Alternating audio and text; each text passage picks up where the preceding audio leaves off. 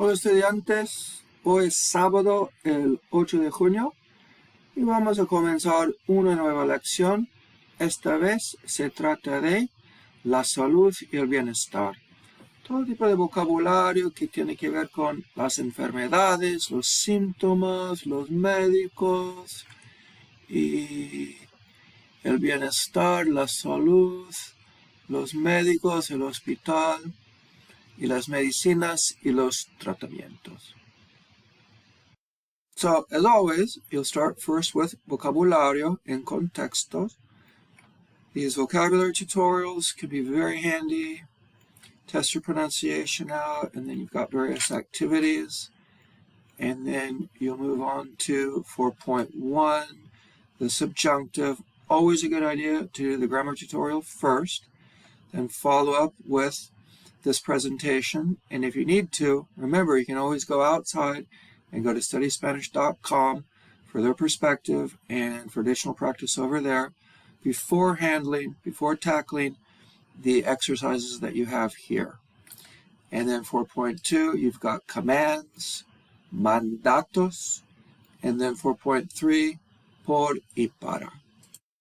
Also in this chapter, in Flash Cultura, you'll be watching a video sobre las farmacias en Latinoamérica, las diferencias que existen entre esas farmacias y las en los Estados Unidos.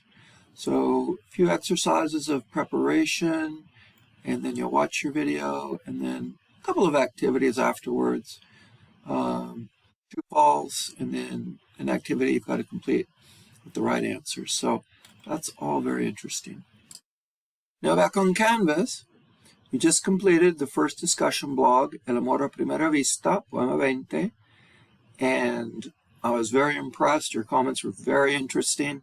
Your perspective on El Amor a Primera Vista and your interpretation of the last lines of Poema 20 were right up there, so you did a great job on those. And now we're coming up on the last discussion blog. There are only two, so this is the final blog de discusión. Cuenta lo que pasó. Tell what happened. So, as always, you want to follow the instructions carefully, and this time you want to post your original discussion blog by Wednesday the 12th by midnight, and then responses to two of your peers by Friday the 14th, again by midnight. Cuenta lo que pasó. Tell what happened. In Lección 3, you watch the video, Adiós Mamá, in which a young man falls victim to a fraud perpetrated by a motherly-type grifter. Have you or someone you know ever been the victim of a similar crime? In your post, simply tell what happened. Write entirely in Spanish, and use correctly several examples of verbs in the preterite and the imperfect. Include an embedded image that relates somehow to your experience. If you can't think of something fraudulent that happened to you or someone you know, feel free to make one up. I don't care. Lift it from a movie. Lift it from a telenovela. It doesn't matter, but you've got to tell some kind of a story in the past tense. And your original post must have a minimum of 10 complete sentences. So make sure you don't come up short. And here you go. ¿Fuiste alguna vez víctima de un crimen o fraude como el que viste en el video Adiós Mamá? Cuenta lo que pasó.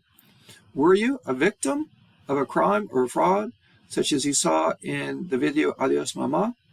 Tell what happened.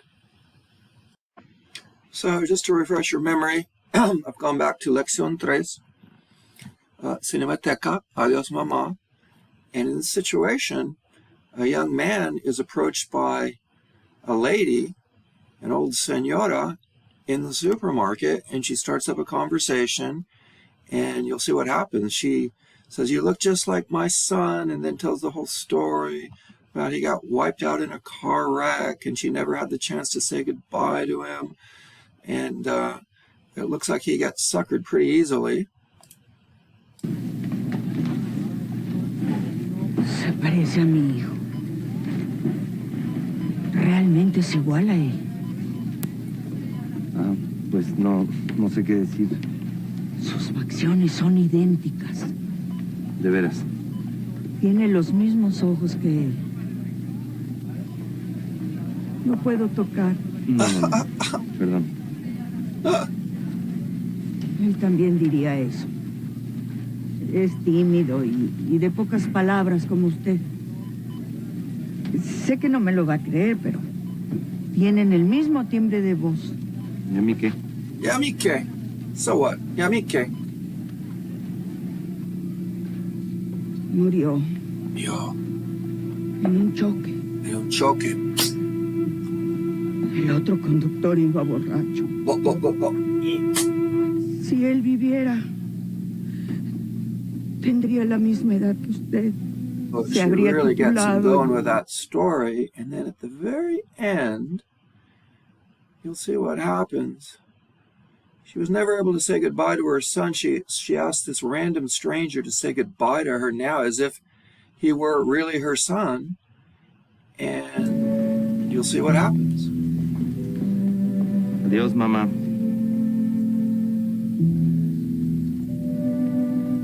Adiós, querido. Adiós, mamá.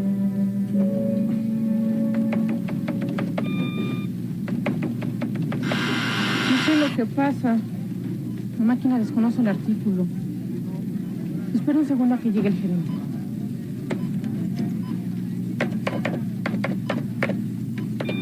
Eso es todo. Gracias. De nada.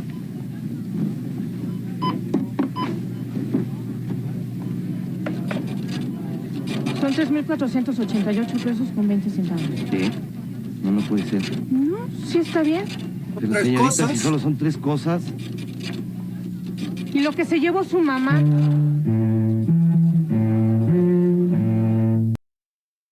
So the girl thought that the señora was with the young man, and she was taking everything to the car, and that he was going to pay. So she wound up being a grifter. I've been ripped off. I'm thinking about the times I've been ripped off. And the time that comes to mind is the time where I got my pocket picked in the metro in Barcelona, and they got some money in my passport, a whole story. So again, if you don't have a story, you can make one up, but it should be interesting.